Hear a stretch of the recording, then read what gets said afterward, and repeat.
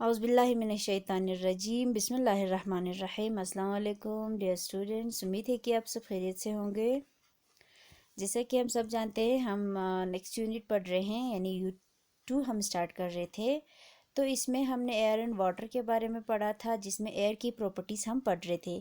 तो एयर की प्रॉपर्टीज़ के बाद आज का हमारा एक छोटा सा टॉपिक है, वो है uses of air pressure in our daily life. हमने कहा था एयर में एक प्रेशर होता है, ठीक है, और उसका हमारे डेली लाइफ में, हमारी रोज़मर्रा की ज़िंदगी में क्या होते हैं, इसका यूज़ होते हैं, ठीक है। तो इसी के यूज़ के बारे में आज हम पढ़ेंगे। We know that air has pressure, ठीक है, हमें पता है एयर में प्रेशर है। When we go high up into the atmosphere the air pressure decreases. जितना हम ऊंचाई पर जाएंगे, एटमॉस्फेयर से ऊपर जाएंगे, वहाँ पे एयर प्रेशर क्या होता जाएगा, कम होता जाएगा। The pressure of the air is use in to our life in many ways. और जो एयर प्रेशर है वो हमारी लाइफ में, इसके लिए बहुत से यूजेस होते हैं। वो क्या है, इसके यूजेस है, it is use in the doctor syringe, यानी एयर प्रेशर को हम सिरिंज में इस्तेमाल करते हैं। और for filling ink in a pen, pen में इंक डालने के लिए इस्तेमाल करते हैं एयर प्रेशर का। और है पंपिंग एयर इनटू ट्यूब्स और using straw to drink cold drinks, ठीक है। और पंप करके हवा डालने में हम मदद करते हैं किसी ट्यूब में, या हम कोल्ड ड्रिंक पीने के लिए स्ट्रॉ का इस्तेमाल करते हैं, ठीक है। तो ये सारे यूजेस है एयर प्रेशर का, जो हम अपने डेली लाइफ में इस्तेमाल करते हैं। और इसके अलावा it works in our body also. Air pressure जो है वो हमारे बॉडी में भी इसका काम होता है। Breathing controls the balance of air pressure.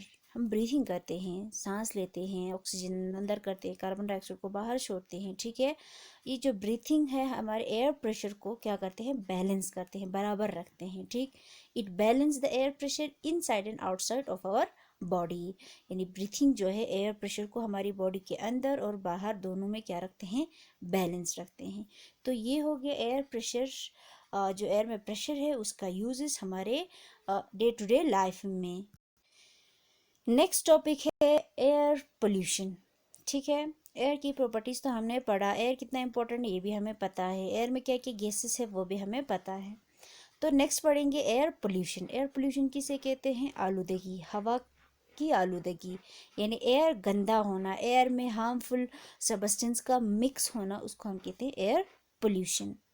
We know that apart from useful gases, air also contain dust, smoke and some harmful gases. हमें पता है एयर में कुछ यूज़फुल गैसेस प्रेजेंट है, जैसे कि कार्बन डाइऑक्साइड थे, ऑक्सीजन थे, ठीक है, नाइट्रोजन थे। तो ये सारे गैसेस क्या थे, यूज़फुल थे। इसके अलावा एयर में डस्ट भी होते हैं, गंदगी भी होते हैं, स्मोक भी होते हैं, धुएं भी, और हार्मफुल गैसेस, जहरीली गैसेस भी इसमें प्रेजेंट होते हैं। These things pollute the air, यानी एयर में इन सारी चीज़ों का प्रेजेंट होना, डस्ट, हार्मफुल गैसेस, स्मोक, इनका प्रेजेंट होना, इसकी वजह से क्या होते हैं, एयर जो है गंदा हो जाते हैं, पोल्यूटेड हो जाते हैं। Smoke and some harmful gases that comes out from the vehicles and factories make the atmosphere polluted. और ये जो नुकसानदेह, जो हार्मफुल जहरीली गैसेस है, वो कहाँ से आते हैं, वो हमारी व्हीकल से, गाड़ियों में से और फैक्ट्रीज में से आते हैं, और वो फिर एटमॉस्फेयर में चले जाते हैं। एटमॉस्फेयर में एयर के साथ मिक्स होकर एयर को क्या कर देते हैं, पोल्यूटेड कर देते हैं। These harmful impurities in the air are called pollutants.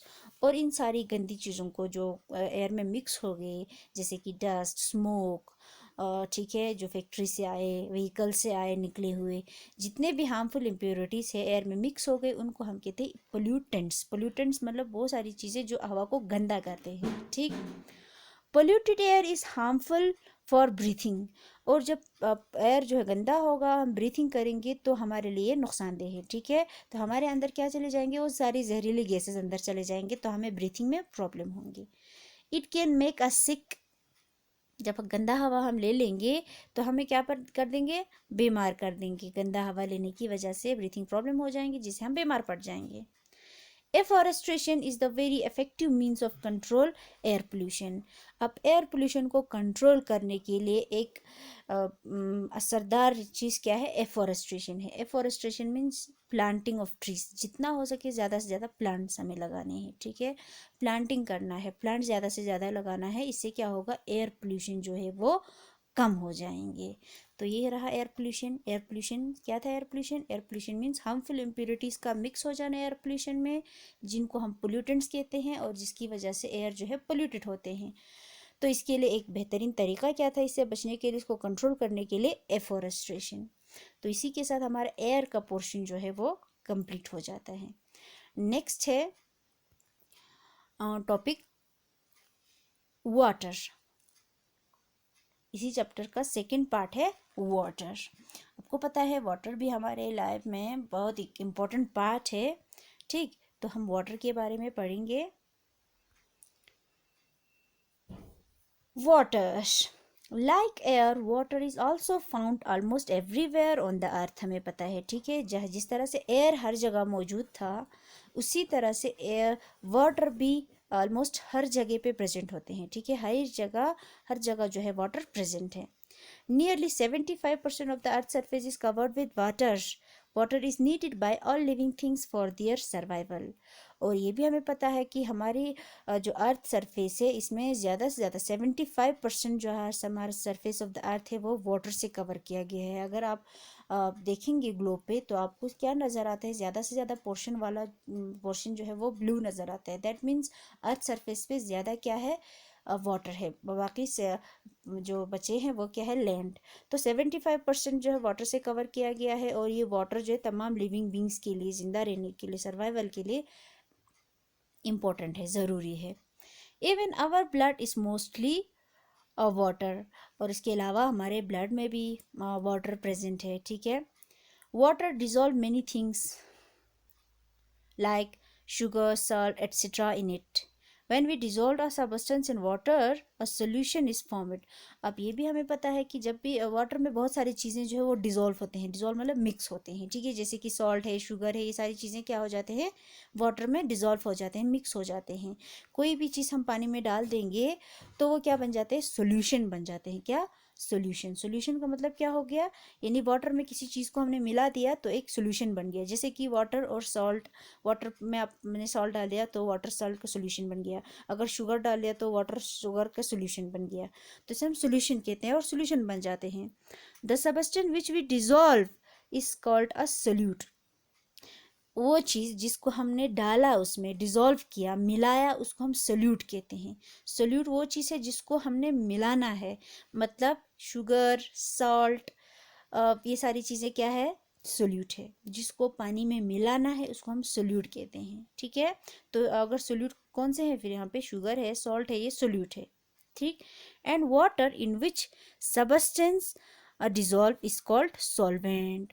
और वाटर जिसमें सोल्यूट को डालना है उसको हम कहते हैं सॉल्वेंट। यानी वाटर को हम सॉल्वेंट कहेंगे जिसमें सोल्यूट को डालना है। सोल्यूट कौन से सबस्टेंस है? जिसको हमें वाटर में डाल देना है। ठीक है, सॉल्वेंट में डालना है तो वाटर को हम कहेंगे सॉल्वेंट। एंड शुगर, सॉल्ट, ऐसी चीज़ें जिसको मिलाना है उसको हम कहते हैं सोल्यूट।